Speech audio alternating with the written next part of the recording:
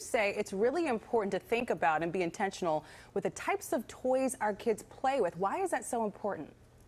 So we know that children play with toys as soon as they're born. If not, at 2 years old, we see all of our playrooms that have toys all over the place. This is their first learning lesson into the world. And it's so important for us to see that these toys that are in their playroom give them an avenue to the world. And we, as their first teachers, we want to make sure they have the right toys so they're seeing each other and other kids around them and making sure that they're accepting everyone as they are. And when you say that, are we talking about having multicultural toys? We're talking about various characters that perhaps shows that they're not watching, but other characters that kind of represent more of the world, toys with disabilities. I don't know, like what are you speaking about? So when you talk about diverse and inclusive toys, it's all of the above. When you talk about diverse toys, you want to make sure you have games and dolls and books that are included about cultures, about not only the ones that you represent or that you're from, but that other children are from, so that they see that their friends where they come from are also part of these worlds that they need to go and talk about and look at. So when we look at like just arts and art projects, we want to make sure that they have the right types of crayons in there. Crayola comes out with some amazing crayons that crafts are there for, as well as you see dolls out there right now that don't look like them, but look like their friends or look like other cultures and other traditions and other backgrounds.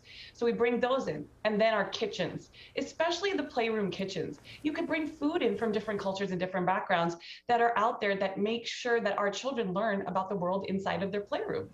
All right, so this sounds like a tall order, especially for parents out there who are trying to figure out like how to curate what you're describing for their kids. So what's your advice for parents who are literally starting from scratch here?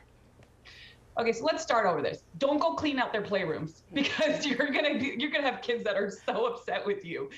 Do it slowly. Make sure you're looking at what you're buying, being intentional behind it. Don't throw everything out. Remember that what interests your kids, bring those in. So their children like soccer, make sure you have soccer items in there from different backgrounds. Or if they like something in the medical background, what their interests are, there's so much diversity behind that. And also the most important thing is spend time with them. Spend 20 minutes with them as a parent or as a grandparent or someone raising a child to make sure you can explain to them what they're looking at, because they don't know and we're their first teachers. And what would you say are the must-haves? The must-haves. So I say I have, I don't know if all of you know, I also run a toy company, which is known as In Kids, and we have these amazing culture kits. I also say that you should definitely have books that are involved that have, there's one book that I love, it's called Little Allies. There's a doll out there that I've recommended to everyone, which is called the Healthy Root Dolls. It is a beautiful African-American doll that teaches kids about the hair. And then also this amazing board game, which is known as Friends and Neighbors, that teaches them about accepting their neighbors as they are. Oh. Very interesting.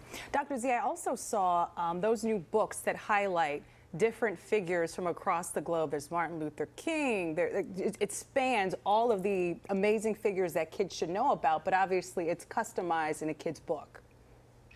There are many books out there like that. Yeah, it's All Kids About. There's a huge number of books that company has brought out, and they also have specific books when it comes to teaching diversity and inclusivity and about individual people. The book that also comes out, which also will help parents to have that first conversation, is Little Allies. Little Allies is actually about a little girl who goes to school to talk about her buddies and to understand what diversity and inclusivity is. It actually helps parents to understand how to talk to our children about it as well. That's great. It's awesome. Never too early for social studies. Yeah. Dr. Z, thank you so much for being with us. Great tips. Thank you so much for having me. I appreciate it.